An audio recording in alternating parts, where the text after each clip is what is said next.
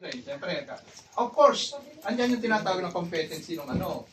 Pero, tao lang yan, nagkakamali. Sinabi niya, sasabihin niya, starboard, dito ka, yung gusto niya sabihin dito, ang sinabi niya ay port.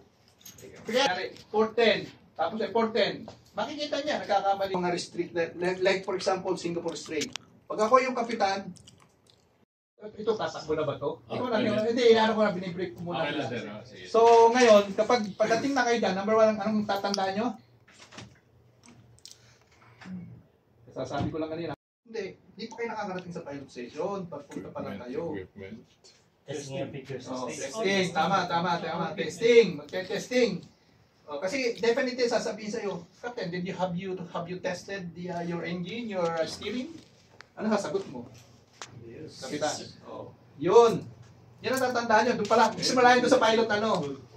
Everything in good order kahit hindi. Ito, meron ako. Hindi pa ganun. I mean, we are talking on ano ha. Ganun lang. We are talking about, sige, ito yung kailangan nating pagagawin. Kasi SOP yan eh. Paano kung hindi mo alam?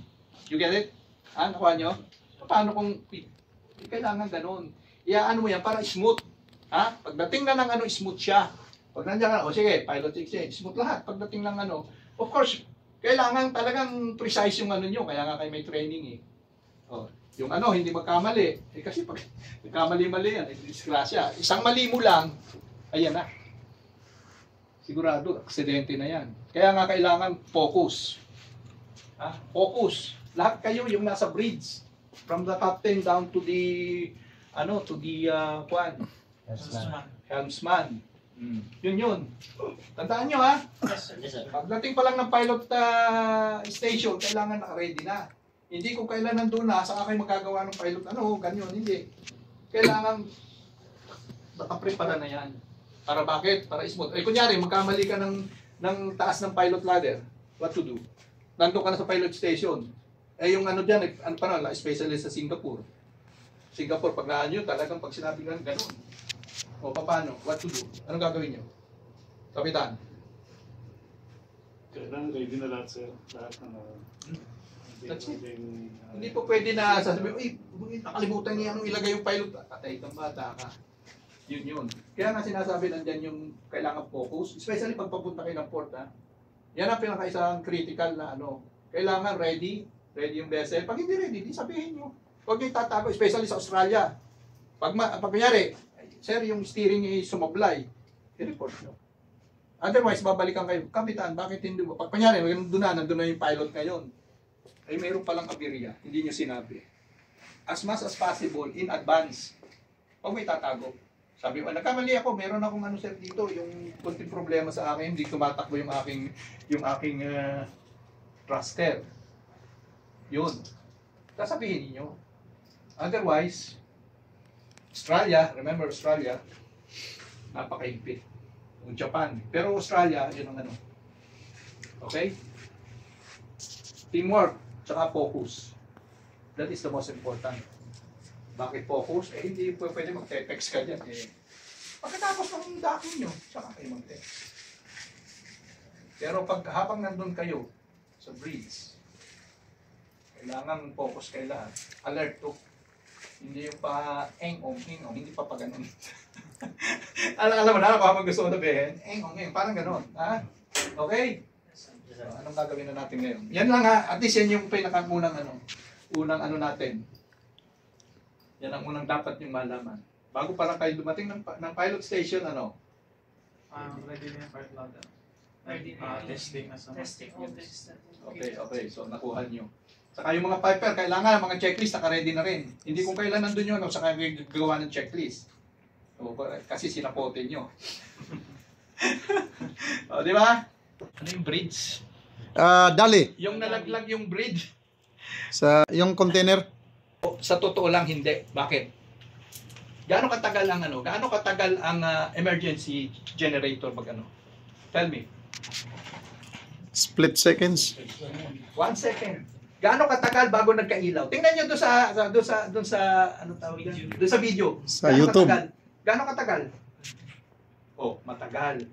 Big sabihin, hindi gumana yung kanyang Emergency mate ko yan eh. Bakit ganito? Why? Putang ina, nakailang segundo na. Tagal nung ilaw bago mo lumabas. Ayun, dapat 2 seconds lang. Start ang generator mo. Tsaka yung isa pa, yung mayroong kang emergency steering. Di ba? O bakit hindi gumana? Kasi chinechekan lang nila ng hindi ano. Yun. Wala nang iba. Pero na-absuelto sila. Tama, di ba? Because of that, ano. Wala kaming news, sir. Hindi. Basta ganun yun. Basta ganun yun. I mean, basta ganun. So, meaning, kailangan yung checklist properly ang gagawin yun. Yun lang. Properly. Remember, properly. Yes, sir. Otherwise, kung sa puti, putak, kaya na lang natin to. Okay na to. May record na tayo. Eh, paano ngayon sumablay nga? Paris nung nangyari to sa nakalaglag ng bridge. Paano ngayon? What now? What if? Ano? Sasabihin mo, hindi ano yan. Oh, no. Kasi nga, chinikan mo lang, hindi mo totoo na pinaran nyo yung ano. Nag-emergency ka, hindi nyo ginawa. Especially sa mga engineer. Sir, okay na yan.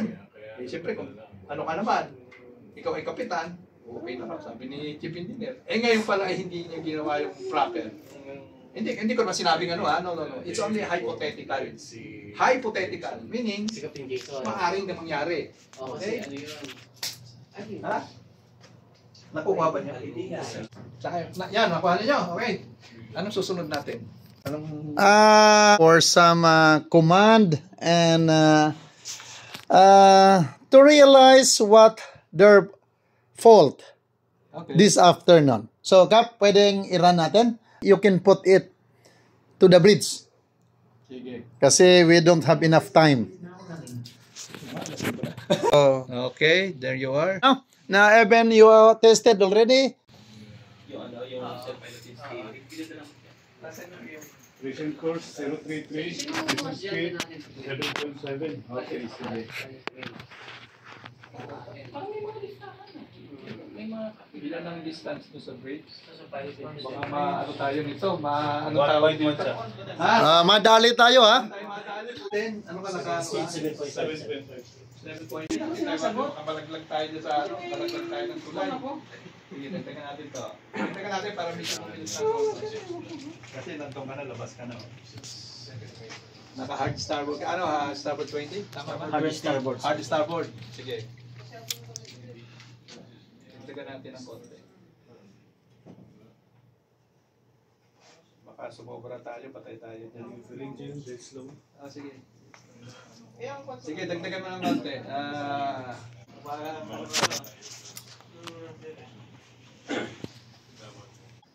Kita mo, sumobra na.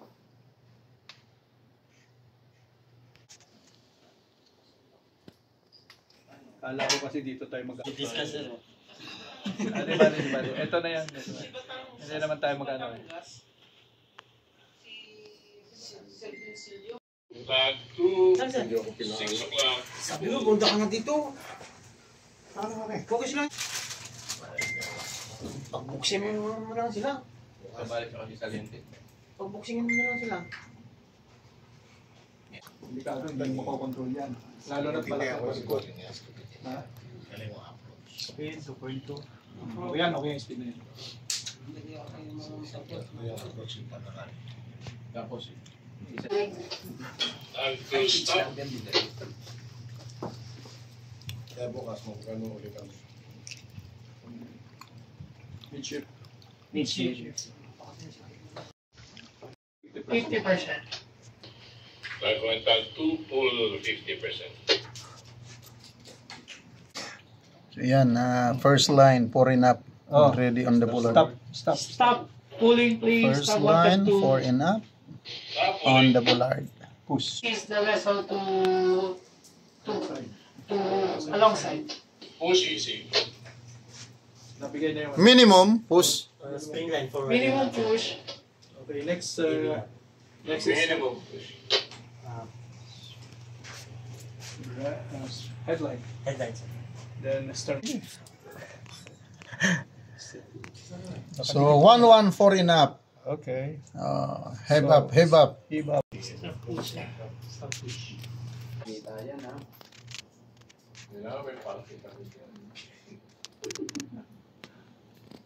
Pull.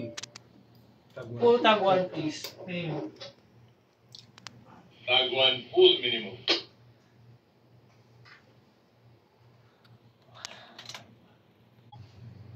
Stop.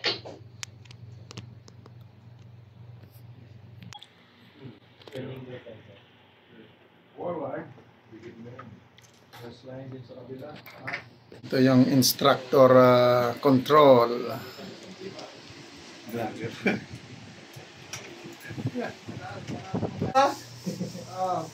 Simple.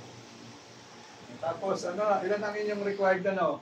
3-2. 3-2. 3-2. Oh, yun. 3-2. Container ship doesn't have a breast line. Wala ba? Wala. Kasi gamit ako ng Paano lalagay yan? I-head lang gano'n dyan. Oh, sige. 3.